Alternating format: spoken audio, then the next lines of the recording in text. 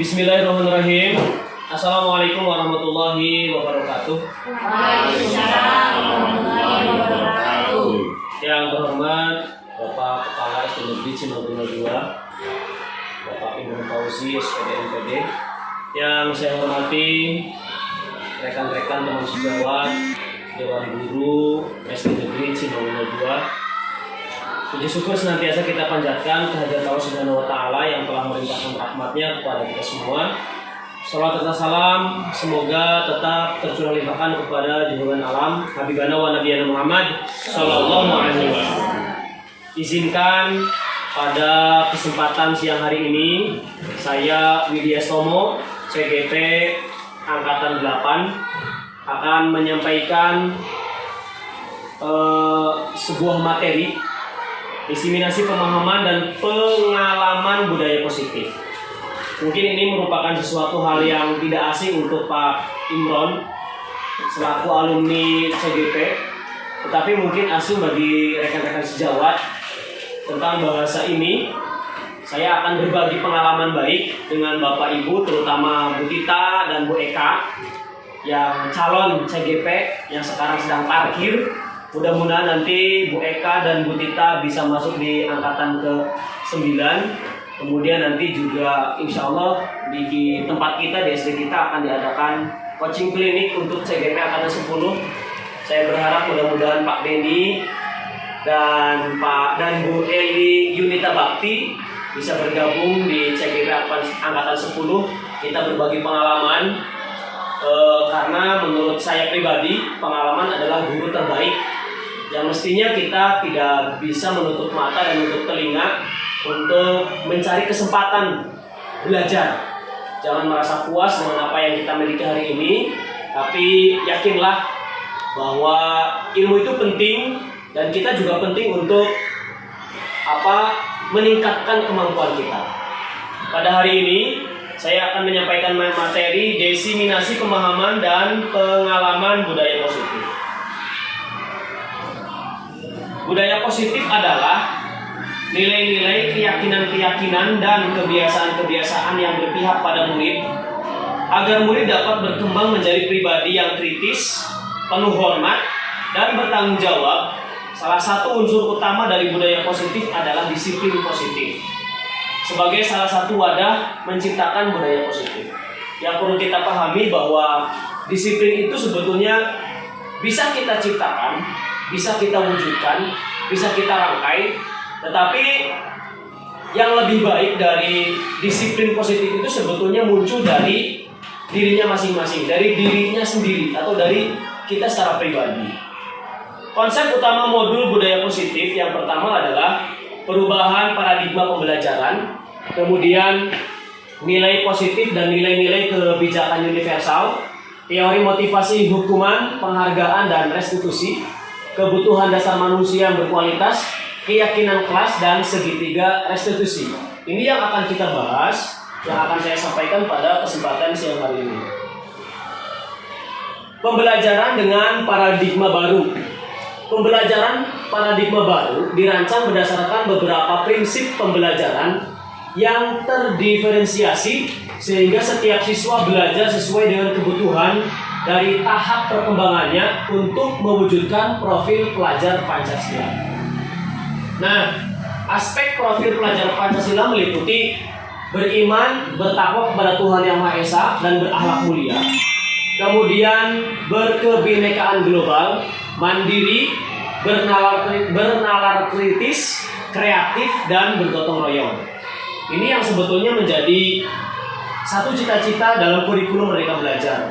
Nah, kita tidak bisa memaksakan murid kita harus seperti apa. murid kita unik, murid kita itu punya ciri khas masing-masing. Nah, inilah diferensiasi.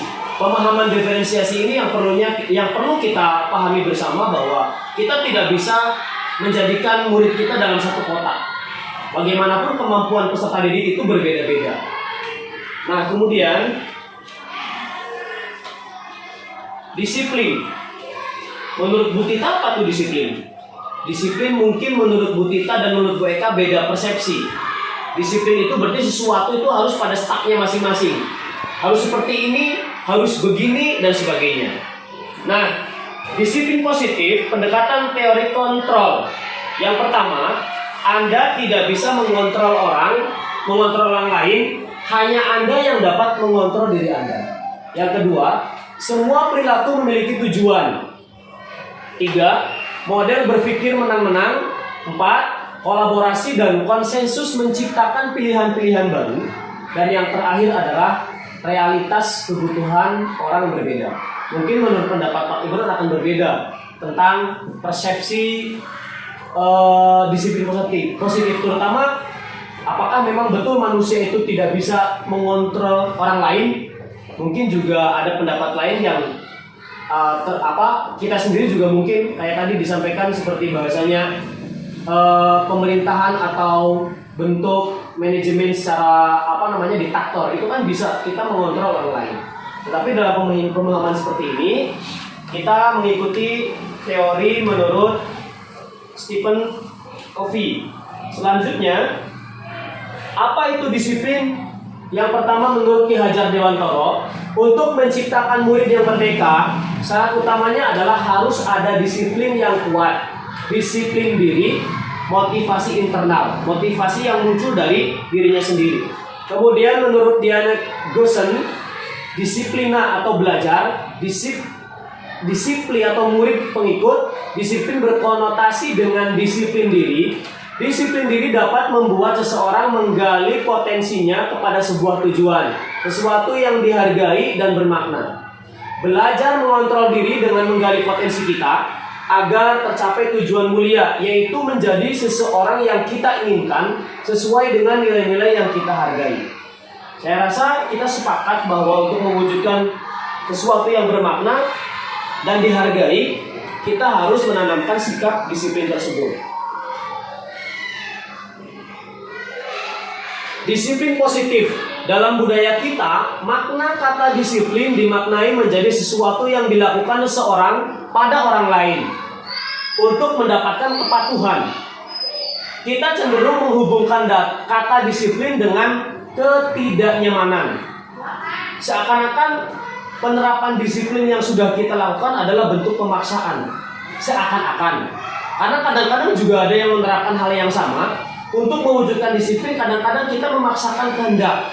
Anak harus seperti ini, anak harus memakai seperti ini. Seakan-akan kata disiplin itu sesuatu yang harus dilakukan oleh anak. Nah, sebagai pendidik, tujuan kita adalah menciptakan anak-anak yang memiliki disiplin diri, sehingga mereka bisa berperilaku dengan mengacu pada nilai-nilai kebajikan universal dan memiliki kebajikan motivasi intrinsik, bukan ekstrinsik.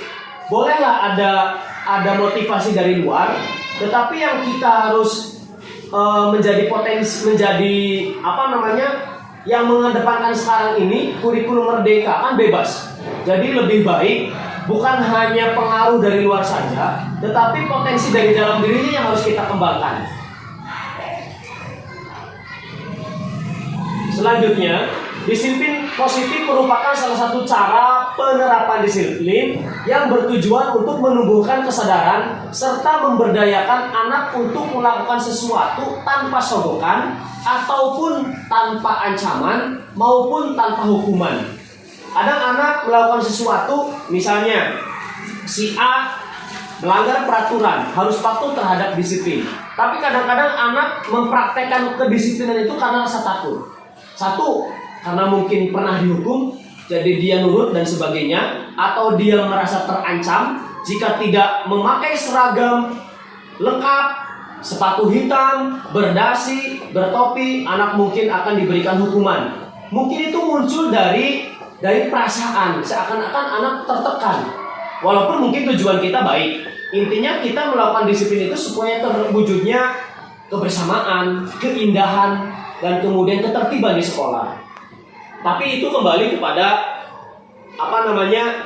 sekarang bentuknya tidak seperti itu. Kita bisa melakukan mewujudkan disiplin itu tanpa menciptakan rasa takut terhadap murid. Selanjutnya, nilai-nilai kebajikan universal. Sifat-sifat positif manusia yang merupakan tujuan mulia yang ingin dicapai setiap individu. Setiap perilaku memiliki tujuan. Mengaitkan nilai-nilai kebajikan yang diyakini seseorang, maka motivasi intrinsiknya akan terbangun sehingga menggerakkan motivasi dari dalam untuk dapat mencapai tujuan mulia yang diinginkan. Tujuannya yaitu menuju pada profil pelajar Pancasila. Nah, di sini Bapak Ibu silakan perhatikan ada The Virtues Project, proyek nilai-nilai kebajikan. Ini yang bisa kita terapkan pada anak.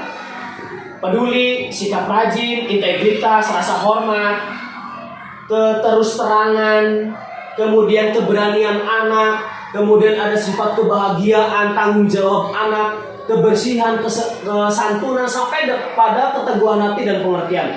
Nah, di sini ini sebetulnya tujuan profil pelajar Pancasila mewujudkan anak yang memiliki karakter seperti ini. Dengan kita melihat karakter anak yang berbeda-beda, apakah kita mampu? Nah, ini tantangan buat kita untuk mewujudkan, menciptakan pada diri anak proyek nilai-nilai kebajikan ini. Semoga kita bisa menjalankan ini karena ini merupakan amanat pendidikan. Saya yakin kita mampu. Flashback ke belakang, mungkin kita terpengaruh oleh karakter kuatnya kita sebagai manusia. Maksudnya kita punya pembawaan yang berbeda-beda. Ada yang lemah lembut, ada yang kemudian keras. Anak seperti ini kita kerasi. Masih ada didikan-didikan zaman dulu yang melekat ke kita. Kita tidak mengerjakan PR mungkin dijewer dan sebagainya. Tetapi sekarang kan sudah mulai agak dihilangkan seperti itu. Walaupun sebetulnya mungkin juga masih dibutuhkan sedikit demi sedikit. Tetapi pembelajaran sekarang, pendidikan sekarang berbeda dengan yang dulu. Tapi inilah yang kita harapkan dari karakter peserta didik kita. Banyak sekali PR kita untuk mewujudkan karakter peserta didik yang kita harapkan sesuai dengan cita-cita pendidikan. Kemudian kebutuhan dasar manusia meliputi penguasaan, kasih sayang dan rasa diterima, bertahan hidup, kesenangan, dan kebebasan. Ini perlu kita pahami bahwa manusia memiliki kebutuhan dasar ini. Kemudian teori motivasi, hukuman, penghargaan, restitusi. Teori motivasi perilaku manusia. Untuk menghindari ketidaknyamanan atau hukuman, apa yang akan terjadi jika saya tidak melakukannya? Kemudian untuk mendapatkan imbalan dari orang lain, apa yang akan saya dapatkan jika melakukannya? Untuk menjadi orang yang mereka inginkan atau menghargai diri sendiri dengan nilai-nilai yang mereka yakini, saya akan menjadi orang seperti apa jika saya melakukannya? Ini ada motivasi eksternal dan motivasi internal. Ada perbedaan di sini yang perlu kita pahami bersama. Kemudian konsep disiplin dengan identitas gagal. Ini meliputi hukuman. Sekarang sudah tidak zaman lagi Bapak Ibu. Ada hukuman menyakitkan, murid takut, tidak nyaman di kelas, kemudian kita seakan-akan memaksa murid menyembunyikan kesalahan, kemudian murid menjadi rendah diri. Nah, ini yang paling dikhawatirkan adalah murid menjadi rendah diri atau minder gara-gara sering dihukum. Contoh kasus saja, anak takut dihukum karena melakukan kesalahan di rumah, WA-an dengan temannya, tapi kemudian bahasanya tidak baik, takut dilaporkan ke gurunya, takut didiskriminasi oleh teman-teman, apalagi nanti takut dipanggil, sehingga dia minder. Akhirnya bahasanya anak ini tidak berangkat sekolah karena takut. Ini terjadi Bapak Ibu hari ini dan kemarin, 2 hari anaknya tidak berangkat. Ini menjadi PR buat kita untuk meyakinkan anak tersebut ini akan mendapat kenyamanan. Walaupun sudah berbuat salah, kita tidak bisa langsung menghukumnya. Nah, kemudian penghargaan tidak efektif, merusak hubungan sifat iri, mematikan kreativitas, menghukum dengan sistem ranking, merampas hak menghargai dirinya. Kira-kira Bapak Ibu gimana, setuju dengan pernyataan seperti ini? Ini konsep disiplin dengan identitas gagal, masuknya ke dalam kategori identitas gagal. Maka sekarang kan ada bahasa penghilangan ranking. Ya kan, Pak Menteri menyampaikan penghilangan ranking supaya tidak ada timbul rasa iri antara siswa satu dengan siswa yang lain. Nah, tapi gimana lagi, kadang-kadang kita kan juga punya kriteria. Kita punya pemahaman bahwa dengan ranking itu akan memotivasi. Walaupun sebetulnya dengan cara lain juga bisa melakukan hal itu. Kemudian, konsep disiplin dengan identitas sukses, konsekuensi, penguatan jangka pendek, perlu monitoring berkelanjutan, kemudian stimulus respon, murid menghormati peraturan, kehilangan waktu untuk memenuhi kesalahan. Nah, lalu bagaimana dengan restitusi? Restitusi adalah murid bertanggung jawab untuk perilakunya. Yang tadi saya sampaikan, fokus pada pemecahan masalah jangka panjang, murid menghormati dirinya dan orang lain, teori kontrol, dirinya memegang kontrol, murid bersemangat memperbaiki kesalahan. Ketika ada anak melakukan kesalahan, inilah restitusi. Tidak bisa langsung menghakimi, membuat hukuman, dan lain sebagainya. Tapi alurnya, biarkan anak itu bertanggung jawab terhadap apa yang dia lakukan. Anak fokus untuk, kita rangsang anak itu untuk fokus menyelesaikan masalahnya. Seperti apa?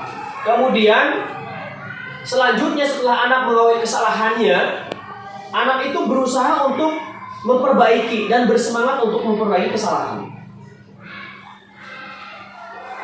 Konsep disiplin pendekatan restitusi, sebuah cara menanamkan disiplin pada murid. Pengertian restitusi. Restitusi adalah proses menciptakan kondisi bagi murid untuk memperbaiki kesalahan mereka, sehingga mereka bisa kembali pada kelompok mereka dengan karakter yang lebih kuat.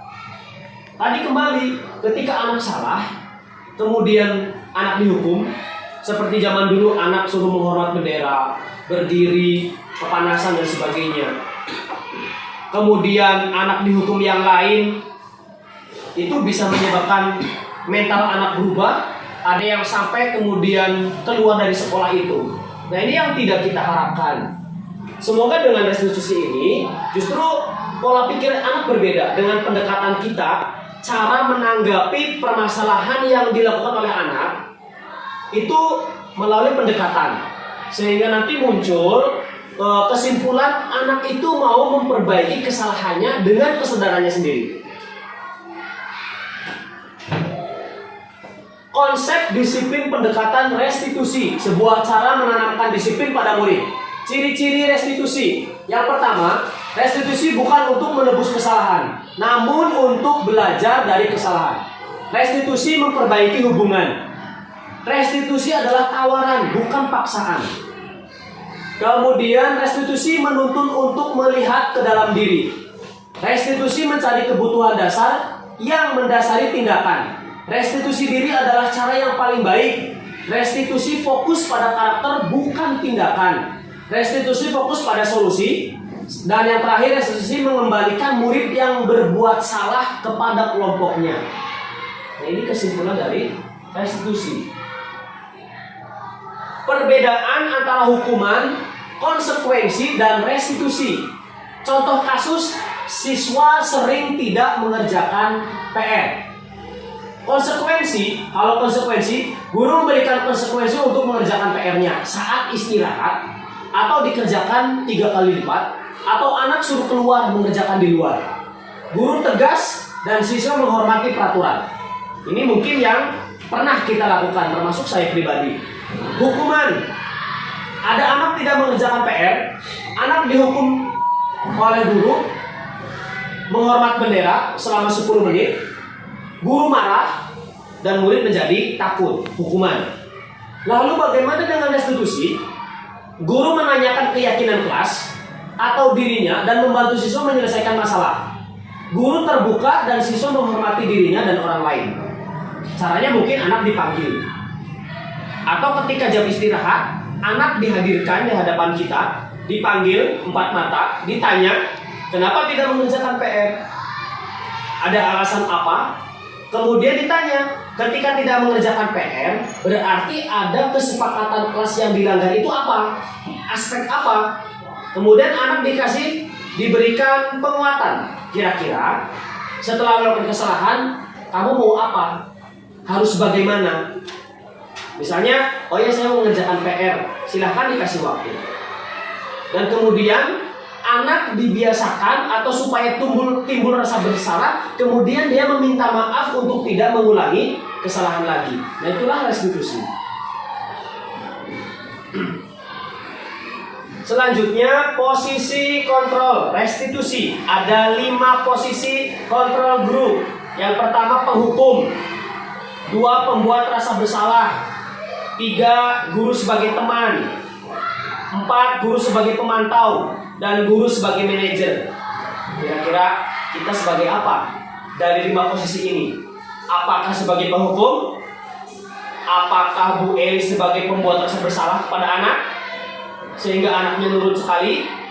Ataukah seperti Bu Eka bahwa guru itu dengan murid-murid sebagai teman, diajak diskusi, ngobrol bersama, kemudian anak nyaman dengan gurunya? Ataukah mungkin seperti Bu Teti sebagai pemantau, atau saya sebagai manajer? Kira-kira seperti apa yang cocok? Oke, lanjut. Contoh penerapan 5 posisi kontrol. Penghukum, patuhi aturan sekolah, buang sampah pada tempatnya. Pembuat rasa bersalah, berapa kali Bu Guru harus memberitahu kamu misalnya, dengan kalimat seperti itu. Bu Guru kecewa dengan kelakuanmu, kan anak bersalah, membuat gurunya kecewa. Nah kemudian teman, ayolah buang sampah pada tempatnya, biar Bu Guru bangga sama kamu, kali ini Ibu maafin. Kan kayak teman sendiri. Sikap kita terhadap murid seperti teman. Pemantau, kamu sudah melanggar, apa peraturan dan konsekuensinya? Dan yang terakhir manajer, apakah kamu tahu kesalahanmu? Kemudian kira-kira bagaimana kamu akan memperbaiki kesalahan ini? Nah, dari 5 posisi kontrol ini, kira-kira mana yang tepat? Apakah kelima-limanya tepat?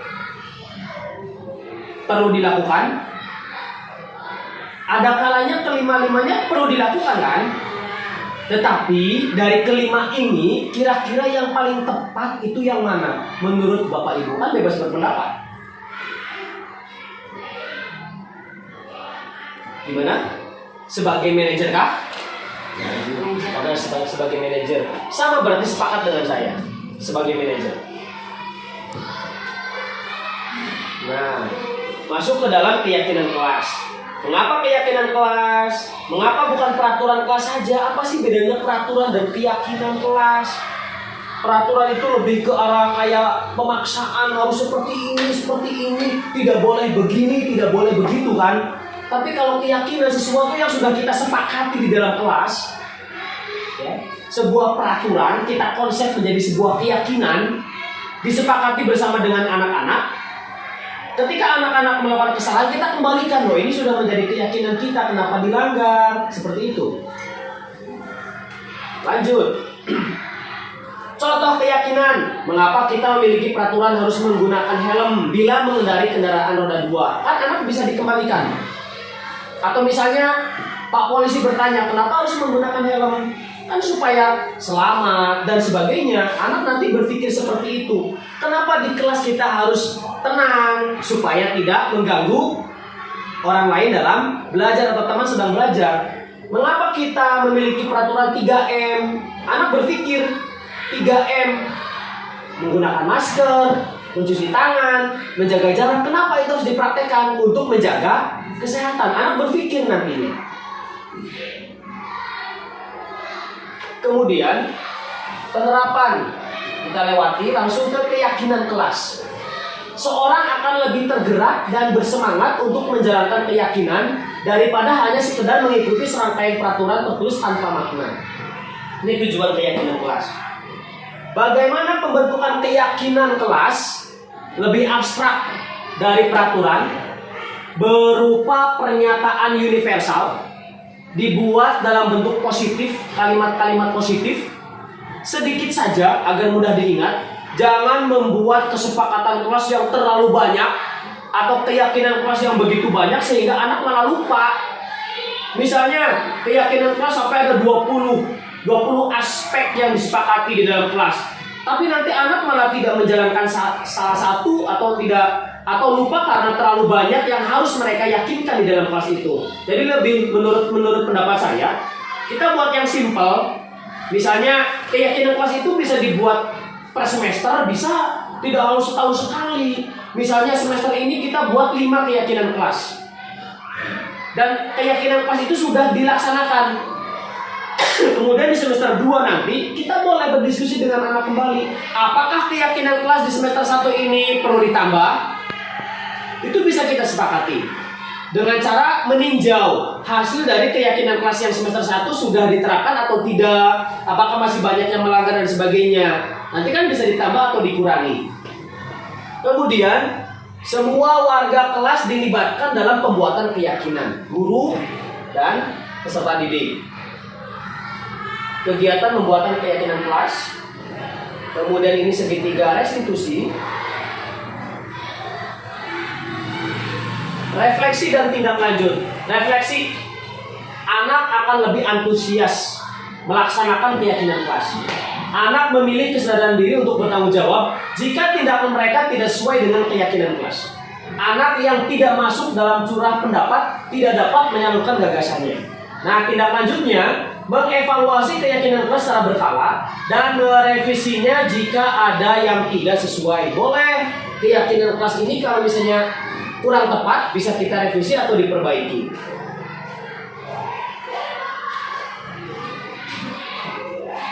Kesimpulan, jadilah pendidik yang mencintai murid agar murid selalu merasa tenang dalam menuntut ilmu. Jangan membuat murid merasa takut untuk berangkat sekolah. Tugas dan kewajiban kita ketika ada anak yang minder tidak berangkat sekolah, misalnya sudah 2 hari tidak berangkat sekolah, berarti kita harus bagaimana? Kita harus menciptakan dan membuat rasa tenang terhadap anak tersebut supaya dia bisa kembali lagi ke sekolah. Ibaratnya di sekolah merasa nyaman, tidak merasa terancam dan sebagainya. Nah, demikian Bapak Ibu yang bisa saya bagi pengalaman baik saya selaku CGP Angkatan 8 SD Negeri Cimangguna 2. Saya berharap semoga pengalaman yang diperoleh oleh Bapak Kepala Sekolah selaku alumni dari CGP dan saya yang sedang menjalankannya ini semoga bisa bertahan dan selesai sampai tahap akhir. Dan kemudian bagi ibu-ibu yang sedang parkir menunggu masa-masa dipanggil oleh sistem, oleh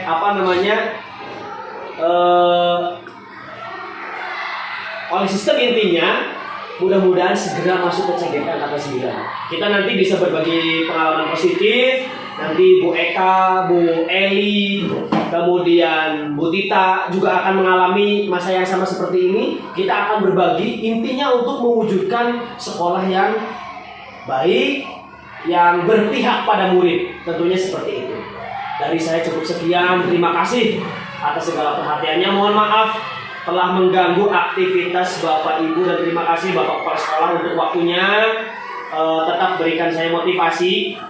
Semoga saya bisa mencontoh Bapak dari berbagai aspeknya sampai dengan masa suksesnya. Mudah-mudahan saya ibaratnya kekurangan saya terutama masih banyak sekali, ini bisa dikoreksi oleh teman-teman semuanya. Yang buruk semoga bisa dibuang, dihilangkan. Yang baik bisa menjadi contoh dan pelajaran untuk saya pribadi dan kita semuanya. Terima kasih. Akhir kata, assalamualaikum warahmatullahi wabarakatuh. Waalaikumsalam warahmatullahi wabarakatuh.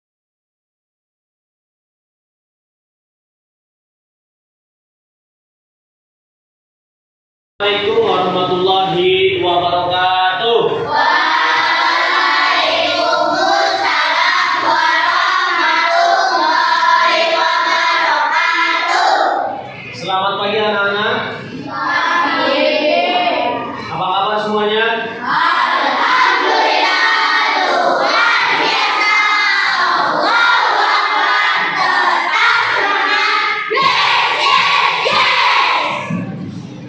Baik, pada pagi hari ini Pak Guru akan mengajak anak-anak semuanya untuk melakukan kesepakatan kelas. Kesepakatan kelas ini akan menjadi sebuah keyakinan kelas. Keyakinan kelas tujuannya untuk menciptakan budaya positif di dalam kelas kita, khususnya di kelas ini. Maka dari itu nanti anak-anak semuanya silakan berpendapat melalui sticky note ini. Nanti Pak Guru akan bagikan. Kalian menuliskan coretan-coretan pemikiran kalian semuanya, bebas ya, yang positif, untuk tujuannya untuk menciptakan budaya positif di kelas ini supaya terciptanya kelas yang tertib, aman, menyenangkan. Kemudian kamu juga di dalam kelas akan tercipta rasa aman. Intinya timbul kenyamanan dan kebersamaan. Silahkan nanti anak-anak berpikir, Pak Guru kasih waktu untuk kalian berekspresi, memunculkan ide masing-masing untuk menuangkan coretan di sini. Ya, kira-kira keyakinan kelas apa yang ingin kalian tunjukkan dan ingin kalian yang menjadi harapan kita semuanya. Paham ya? Oke. Pak Guru bagikan ini. Ini kan yang ini sebelah sini labnya, nanti yang buat ditempel. Jadi nulisnya di sebelah sini, ya. Di belakangnya.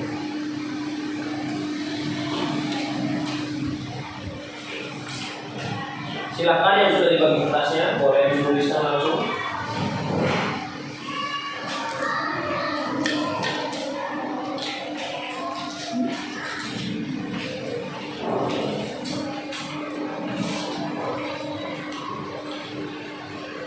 Seperti yang tadi Pak Guru sampaikan,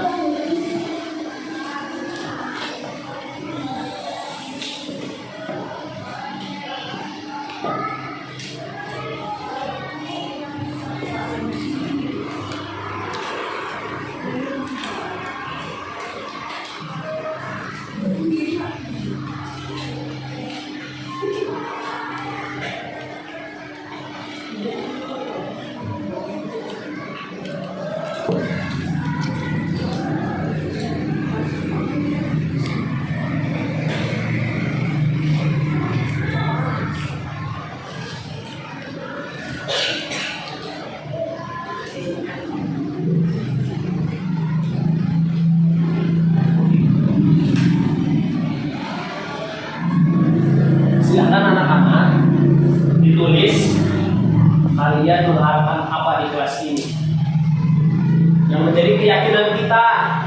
Misalnya anak-anak kan tidak boleh rame, kira-kira dalam bahasa positifnya seperti apa? Boleh misalnya masuk keluar kelas izin guru, boleh. Atau silakan yang lain, misalnya menghargai pendapat teman, kemudian mendengarkan penjelasan guru. Silakan kalian tulis yang nantinya tumbuh nanti jadi keyakinan. Setelah jadi keyakinan, ini dilaksanakan bersama-sama. Jangan hanya sebatas tulisan saja, tapi tidak dilaksanakan. Selesai? Silakan kalau sudah selesai, boleh ditempelkan ke depan. Sudah selesai? Yang sudah sini yang kertas sticky note-nya yang warna pink.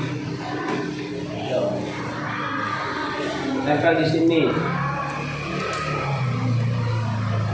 Oke, menghargai pendapat teman.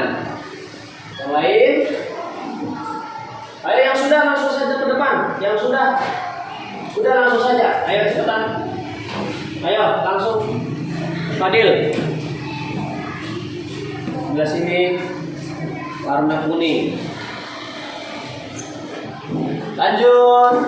Ayo langsung saja sesuai dengan warnanya. Kuning dan kuning, hijau dan hijau, biru dan biru.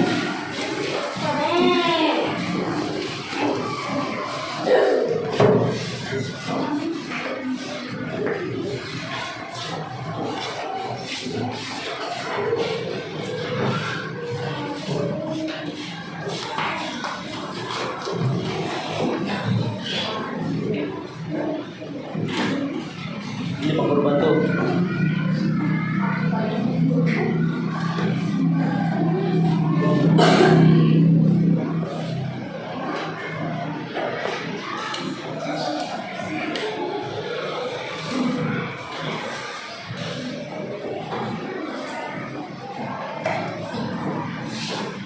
Ayo, lanjut, pasang.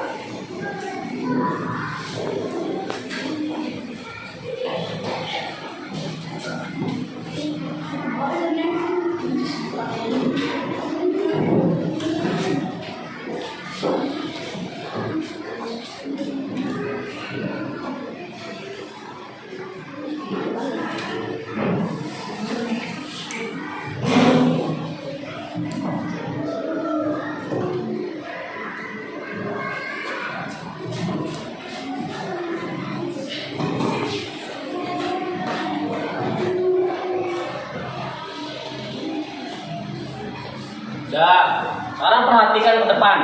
Ini keyakinan kelas menurut pendapat anak-anak semuanya. Ada menghargai pendapat teman. Berarti ketika temannya sedang melaksanakan diskusi, setelah melaksanakan diskusi kelompok, nanti kan ada pendapat masing-masing kelompok. Temannya berpendapat A, B, C. Kita tidak boleh menyalahkan, tetapi kita harus menghargai pendapat teman. Dengarkan dulu pendapatnya sampai selesai, nanti disimpulkan bersama-sama. Kemudian sopan santun, mendengarkan saat pelajaran. Nah, ini jadi keyakinan kita, jadikan keyakinan.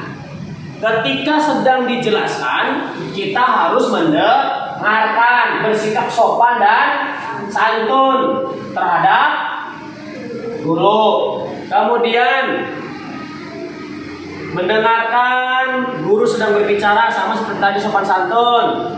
Kemudian ada menghargai pendapat orang lain, sama dengan menghargai pendapat teman dan lain-lain. Nah, dari kesimpulan di sini, dari kesepakatan di sini, timbullah keyakinan untuk kita semuanya. Tujuannya tadi apa? Keyakinan kelas ini tujuannya apa? Untuk menciptakan komitmen bersama agar terwujudnya kelas yang kondusif, tenang, disiplin, dan berbudaya positif. Nah, terima kasih. Mudah-mudahan kita bisa melaksanakan keyakinan kelas ini dengan baik Pak Guru ataupun anak-anak sebagai siswa. Mungkin ini yang bisa kita sepakati bersama. Kurang dan lebihnya mohon maaf. Assalamualaikum warahmatullahi wabarakatuh. Waalaikumsalam warahmatullahi wabarakatuh.